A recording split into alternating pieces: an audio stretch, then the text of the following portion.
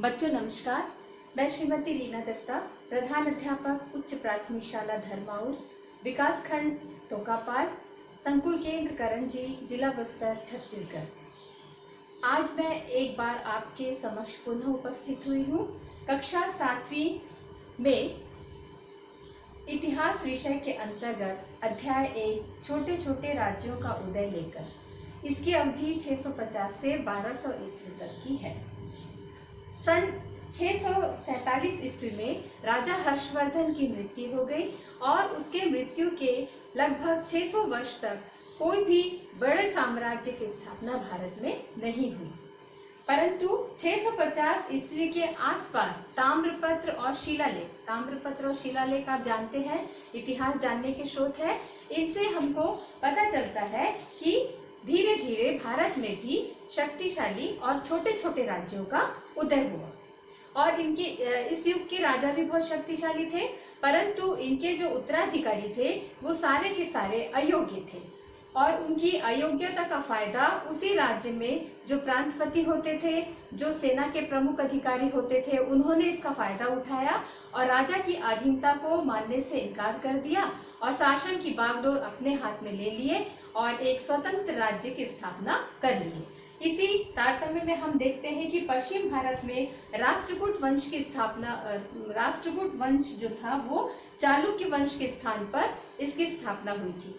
राष्ट्रकूट लोग चालुक्य वंश के यहाँ पर नौकरी करते थे, परंतु धीरे धीरे इन्होंने अपनी शक्ति को बढ़ा लिया और राजा के आधिपत्य को मानने से इनकार कर दिया और शासन की बागडोर अपने हाथ में लेकर स्वतंत्र राज्य की स्थापना कर ली। और उसी में हम देखते हैं कि बंगाल में पाल वंश, ये भी इसी प्रकार इनका भी साम्राज्य स्थापित हुआ था। और छोटे छोटे साम्राज्य की स्थापना में हम ये भी देखते हैं कि कुछ शक्तिशाली लोग थे, कुछ योद्धा लोग आए और कुछ कबीलों में जाकर के वहां पर अपने बाहुबल से उस क्षेत्र को अपने अधिकार में कर लिया और एक क्षेत्र राज्य की स्थापना कर ली। और वैसे ही कुछ क्षेत्रों में आर्थिक रूप से जो सक्षम लोग होते थे वो अपने साथ कुछ किसानों को या कुछ व्यापारियों को लेकर के गए और वहां पर कृषि की उन्नति की, कृषि का कार्य किया और कृषि बहुत अच्छी होने लगी। इस प्रकार उस क्षेत्र में उनका धाक या उनका दबदबा बन गया और वहां के लोग खुद उनको अपना राजा मान लिए। और जो ये परिवार, जो शक्तिशाली परिवार के लोग होते थे, जो आर्थिक रूप से संपन्न लोग हैं, ये आकर के अपने राज्य का की स्थापना किए। और राज्य स्थापना करने में पुरोहित और भाटों की भूमिका महत्वपूर्ण होती थी।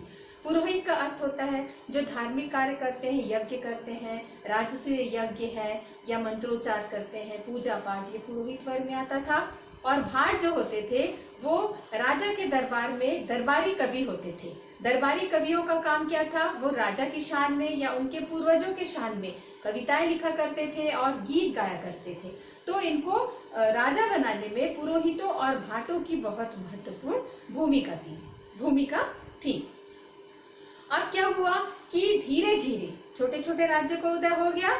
धीरे धीरे जब राजाओं की संख्या बढ़ने लगी तो भूमि और साम्राज्य को लेकर के इनके मध्य में विवाद होना शुरू हो गया, युद्ध होना शुरू हो गया। और इस प्रकार युद्ध में जो जीत जाता था वो अधिपति राजा कहलाता था और जो हार जाता था वो सामंत राजा कहलाता था।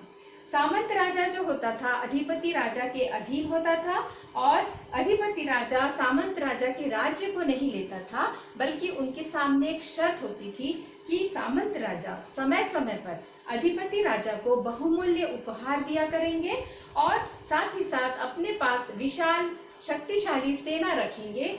जब कभी भी अधिपति राजा को सेना की आवश्यकता होती थी, युद्ध में उसे जाना होता था, तो ये विशाल सेना कौन देता था? सामंत राजा।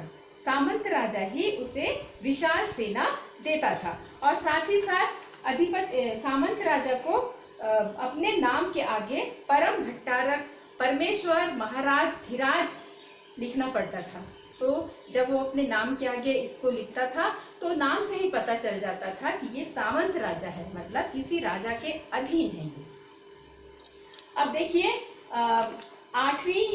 800 से 1000 ईस्वी के मध्य भारत में 3 राजवंशों का उदय हुआ, शक्तिशाली राजवंशों का उदय हुआ। वो था उत्तर भारत में प्रतिहार वंश और पूर्वी भारत में पाल वंश और दक्षिण भारत में राष्ट्रकूट। इन्होंने अपने अपने साम्राज्य का भरपूर विस्तार किया था। और छत्तीसगढ़ को हम देखते हैं तो छत्तीसगढ़ में कलचुरी राजाओं का राज्य था। ये है वंशीय थे और ये अपने आप को राजपूत कहा करते थे। इसी समय देखिए मध्य भारत में परमार वंश का उदय हुआ। परमार वंश के राजाओं में सबसे शक्तिशाली और सबसे प्रसिद्ध राजा जो था उसका नाम था राजा भोज।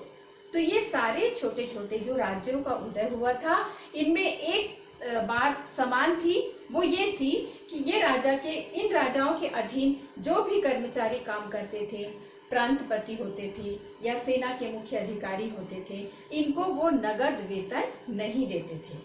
इनका वेतन किस प्रकार से दिया जाता था?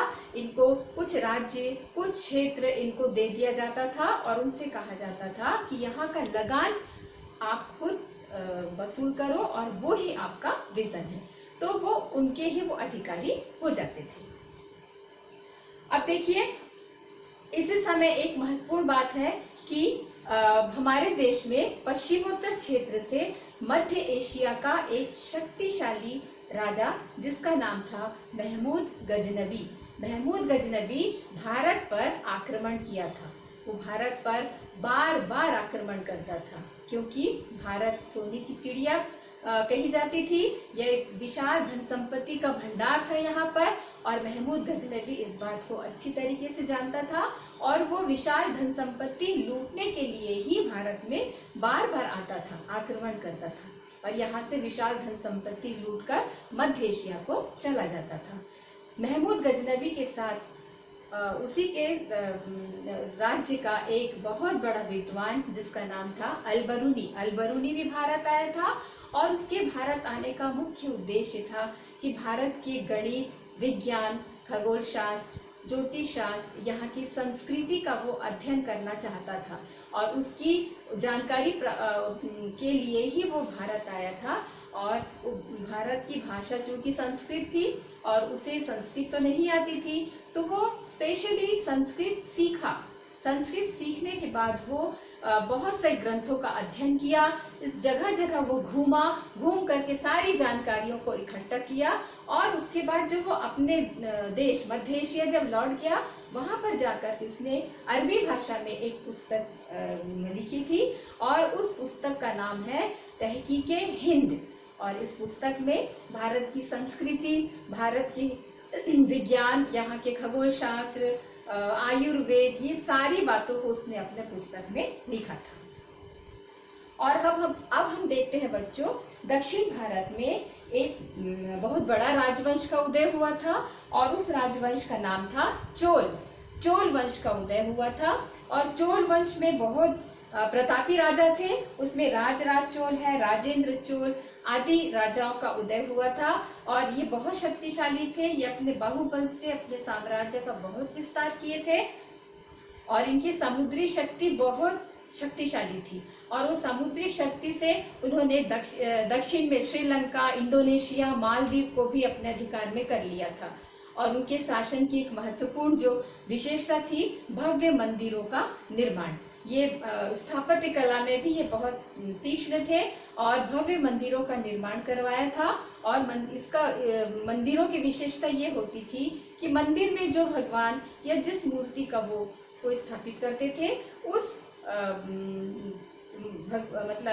मूर्ति का नाम राजा के नाम पर होता था। उससे ये पता चलता था कि इस मंदिर को इस राजा ने बनाया है। मतलब राजा जो था वो प्रजा के पास पूजनीय था और मंदिरों के कारण यहाँ की आर्थिक स्थिति भी बहुत अच्छी हो गई थी, लोगों को रोजगार भी मिला था। तो इस प्रकार हमने इस पाठ में देखा कि किस प्रकार से छोटे छोटे राज्यों का उदय हुआ और उन राज्यों का किस प्रकार से विस्तार हुआ, किस प्रकार से विकास हुआ।